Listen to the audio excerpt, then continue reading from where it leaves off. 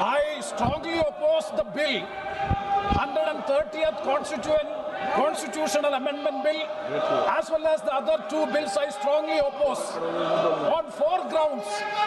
So the first ground is the bills are to be introduced according to the rules and procedure of the House. The bill is not circulated among the members. Yesterday after 1 o'clock we have received the copy of the bill, and I would like to know from the Honourable Minister, what is the undue haste and urgency in bringing such a constitutional amendment bill? What is the emergent need of having such a bill? That means the introduction of the bill itself is lacking bona fides. The bill is lacking bona fides. That is why I would like to say that this is with a mala fide intention to destabilize the opposition ruled states in various parts of the country. Number one. एक minute माननीय अध्यक्ष जी, प्रेमचंद्रन जी कह रहे हैं कि जल्दबाजी में लाए गए। इसका सवाल इसलिए नहीं उठता कि मैं इस बिल को संयुक्त समिति को सौंपने की दरखास्त करने वाला हूं। इस पर संयुक्त समिति जो राज्यसभा और लोकसभा पक्ष और विपक्ष सभी सांसदों की बनेगी, जो इस पर विचार करेगी और आपके सामने लेकर आएगी।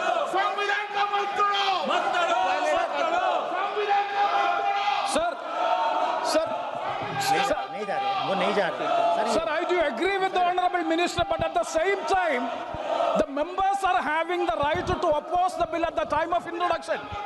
This is the legitimate constitutional right of each and every member to oppose the bill at the time of introduction of the bill. That is being contained. That is the problem which I am trying to say. And the second one is that is disqualification. Shri Venugopal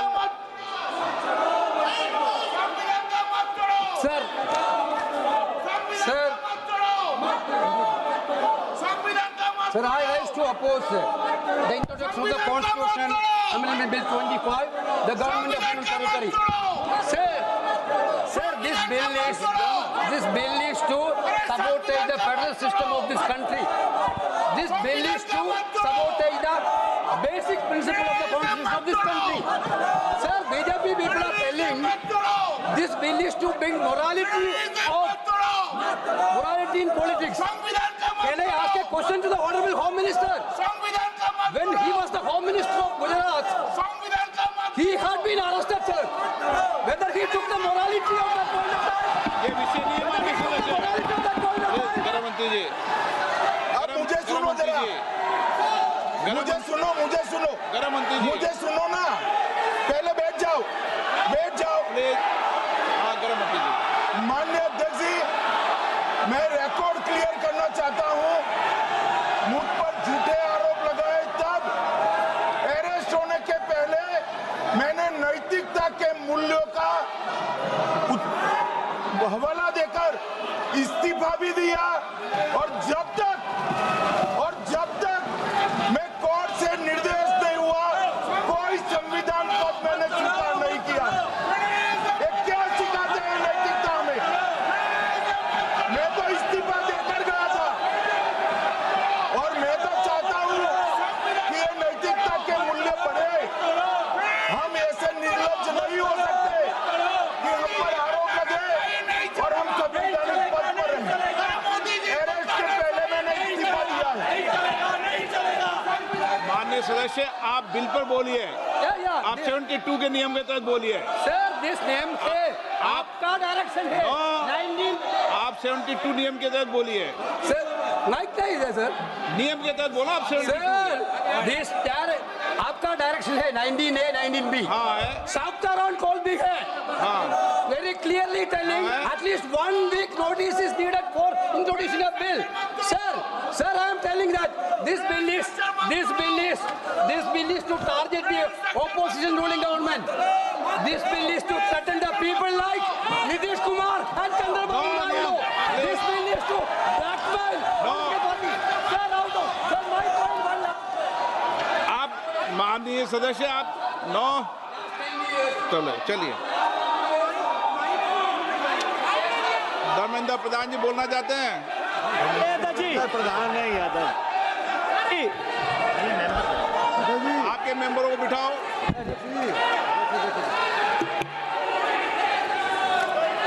धन्यवाद अध्यक्ष जी। मैं ये जो तीनों के तीनों विधेयक आए हैं, संविधान का 130वां संशोधन विधेयक 2025, एक मिनट, संघ राज्य विधेयक, देश देख रहा है आपको, संघ राज्य शासन विधेयक 2025, जम्मू कश्मीर पुनर्गठन विधेयक 2025, इन तीनों का माननीय अध्यक्ष जी अपनी पार्टी अपने नेता गणीय अखिलेश जी की ओर से पुरजोर विरोध करता हूं। और विरोध इसलिए करता हूं माननीय गृह मंत्री जी, बहुत नैतिकता की बातें कर रहे हैं आपने भाषण दिए थे चक्की पी सिंह महाराष्ट्र में, जिनको लेके डिप्टी सीएम बना के घूम रहे हैं आप। इसलिए अध्यक्ष जी मैं इस मौके पर कहता हूं ये बिल संविधान विरोधी, मूल अधिकार विरोधी, न्याय विरोधी।